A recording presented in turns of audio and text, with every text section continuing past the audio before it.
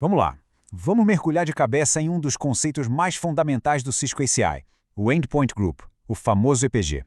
A gente vai ver como essa ideia pode virar de ponta cabeça o jeito de pensar em segurança de rede.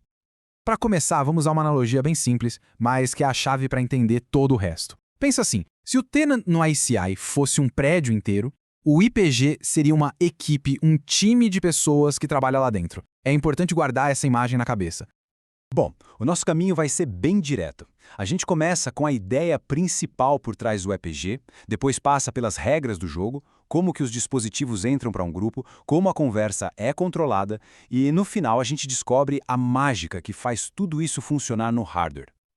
Ok, vamos entrar agora no coração da filosofia do Wake e ver como o EPG dá vida a essa ideia. E aqui está a grande virada de chave em relação às redes tradicionais. No ACE, o que importa é a identidade, a função de um servidor. Não interessa mais em qual porta do switch ele está ligado.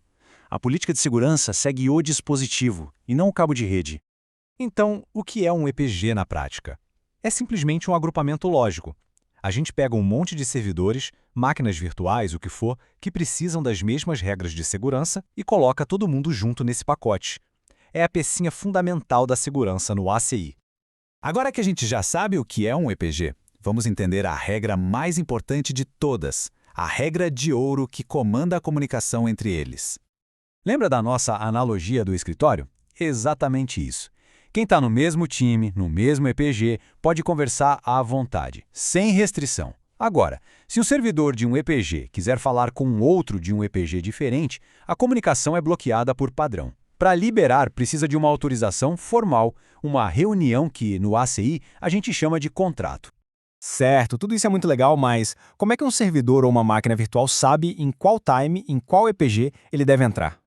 Pois é, o ACI precisa de um jeito de olhar para o tráfego e falar: opa, esse pacote aqui pertence ao time de web, e aquele outro ao time de banco de dados. Esse processo de classificação e atribuição ao grupo certo se chama mapeamento.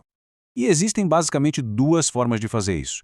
A primeira é o static binding, o jeito manual, na unha, onde a gente diz: tudo que chegar na porta X com a VLAN Y pertence a este EPG. Perfeito para servidores físicos. A outra forma é a integração VMM, que é o jeito dinâmico e automático.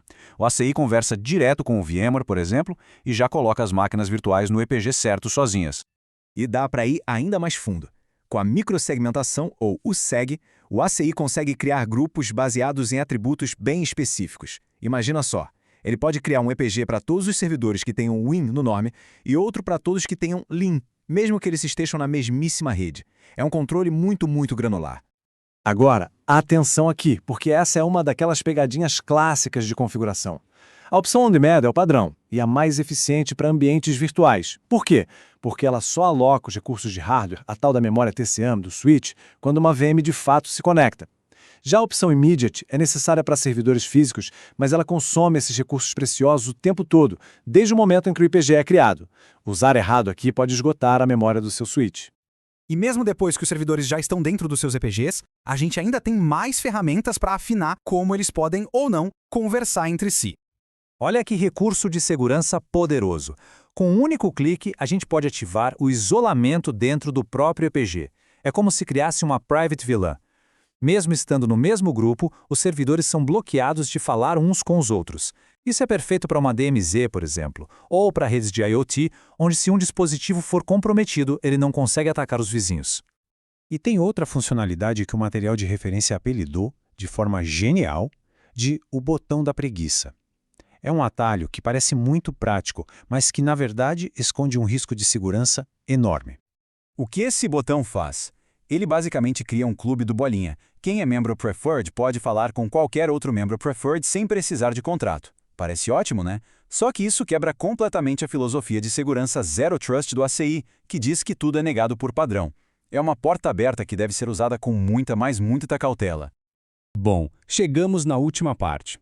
Afinal, como o ACI consegue aplicar todas essas regras, todas essas políticas, numa velocidade absurda, sem perder performance? A resposta é surpreendentemente simples. Por baixo dos panos, o ACI traduz toda essa lógica complexa de políticas em algo que o hardware entende muito bem, um simples número. E esse número tem um nome, PC Tag, ou Policy Class Tag. Cada IPG recebe um número de identificação único. Quando o pacote de dados entra no switch, ele é carimbado, etiquetado com o PC tag do seu IPG de origem. Em vez de o hardware ter que ler IPs, portas e ACLs complexas, ele só precisa olhar para esse número. É muito mais rápido. E o fluxo é esse. Primeiro, o pacote chega e é classificado, recebendo a sua etiqueta, o seu packet tag. Segundo, o switch vai consultar sua tabela de políticas no hardware. A regra diz que a origem 1001 pode falar com o destino 1002? Sim. Terceiro, aplicar a regra. O pacote é liberado e encaminhado na velocidade máxima da porta, sem nenhum gargalo de performance. E é bom saber que essa história não para por aqui. O EPG, que é a base de tudo, está evoluindo para algo ainda mais flexível, o ESG, ou Endpoint Security Group. A grande sacada do ESG é que ele desvincula totalmente a segurança da rede. Com ele, dá para agrupar servidores que estão em redes e até em tabelas de roteamento diferentes sob uma única política. Então, essa mudança de mentalidade, de parar de pensar no onde e focar no quem, isso não é só um detalhe técnico, não. É uma verdadeira revolução. Isso abre um leque de possibilidades para a gente desenhar e proteger as aplicações de um jeito muito mais inteligente, muito mais seguro. A pergunta que fica no ar é, com todo esse poder na mão, que tipo de arquitetura nova se torna possível criar?